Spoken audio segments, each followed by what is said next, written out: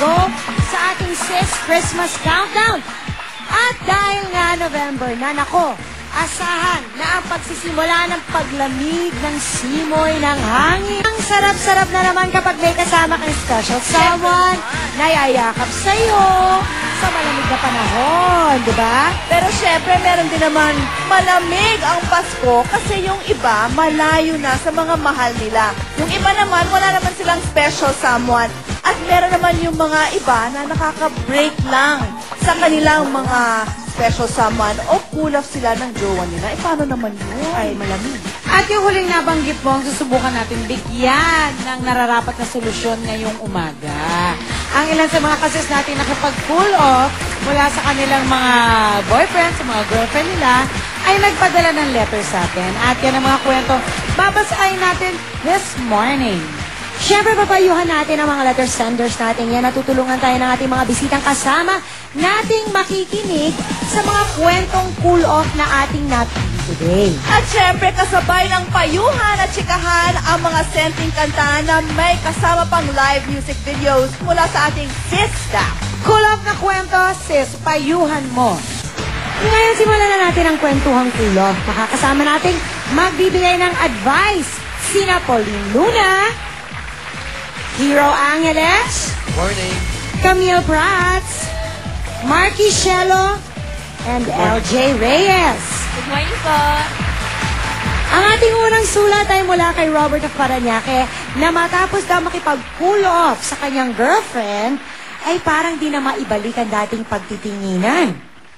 Dear sis, matagal na rin po kami ng girlfriend kong si Ella, 4 years to be exact.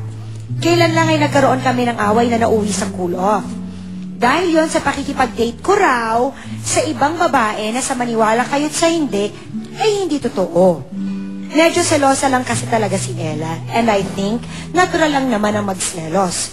After a while, nagkabarikan din kami, but that's where the bigger problem started. Hindi na kasi kami kagaya ng dati after namin mag-cool off. Parang nawawalan na rin ako ng gana sa relationship namin, knowing na wala naman siyang tiwala sa akin.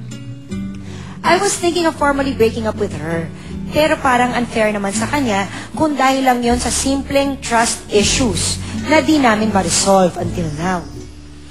Ano po kaya ang gagawin ko? Sana po ay may maipayo kayo sa akin. Thanks a lot from Robert of Parañaque.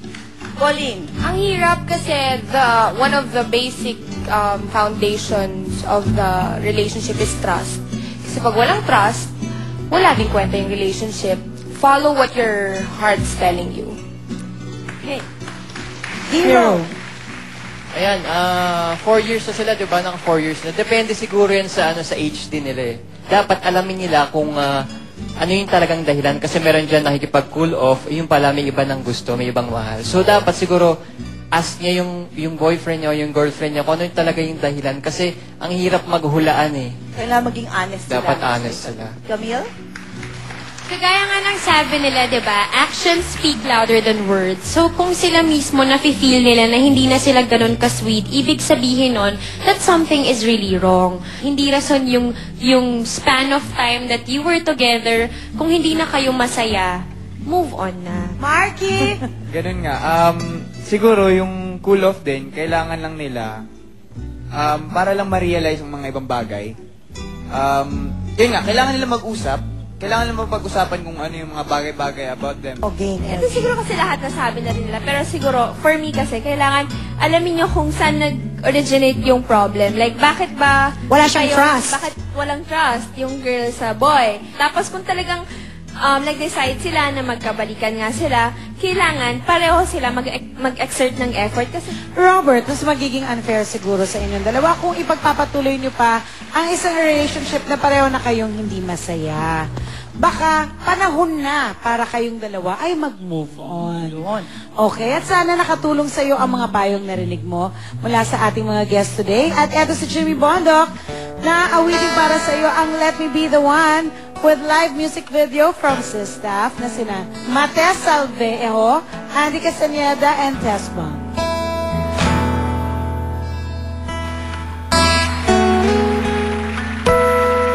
Cool off na naman. So ito ang kwento ng ating next letter sender na si Lorraine. Hi mga sis, I'm a big fan of your show.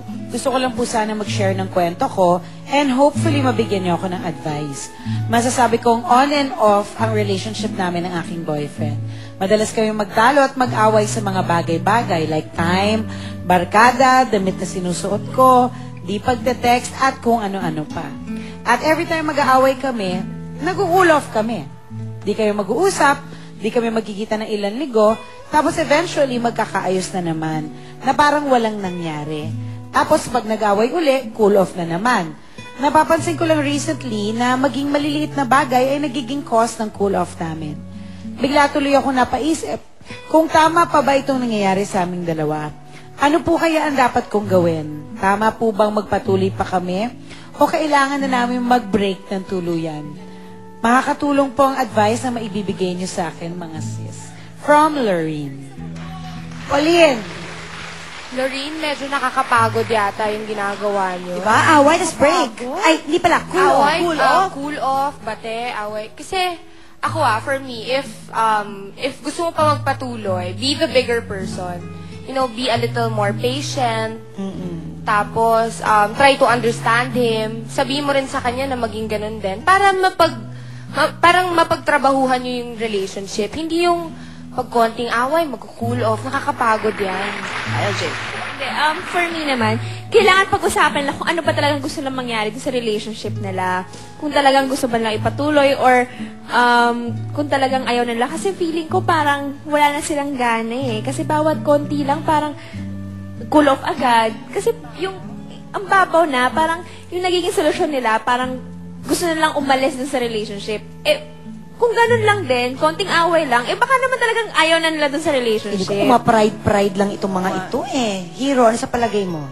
Tingin ko, dapat mag-usap na sila kasi kung paulit-ulit lang din, baka nagkakasawa na sila.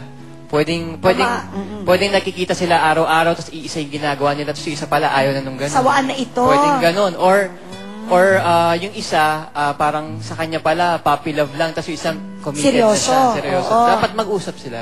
Naku, sabi nga lahat ng problema na dadaan sa magandang usapan.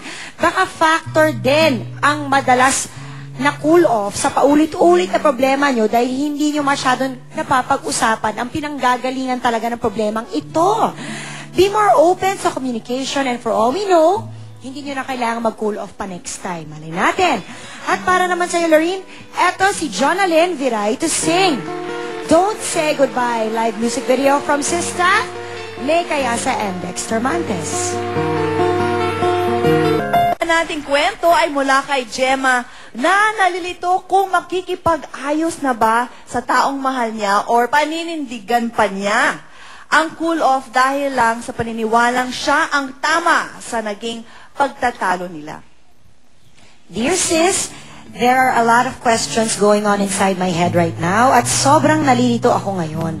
Nakipag-cool off po ako with my boyfriend last month. Nag-away kami dahil sa pagiging sobrang irresponsible niya about his money. May tendency kasi siya na ubusin ang lahat ng sweldo niya sa pag-gimmick, pagbili ng shoes, at kung ano-ano pang mga bagay.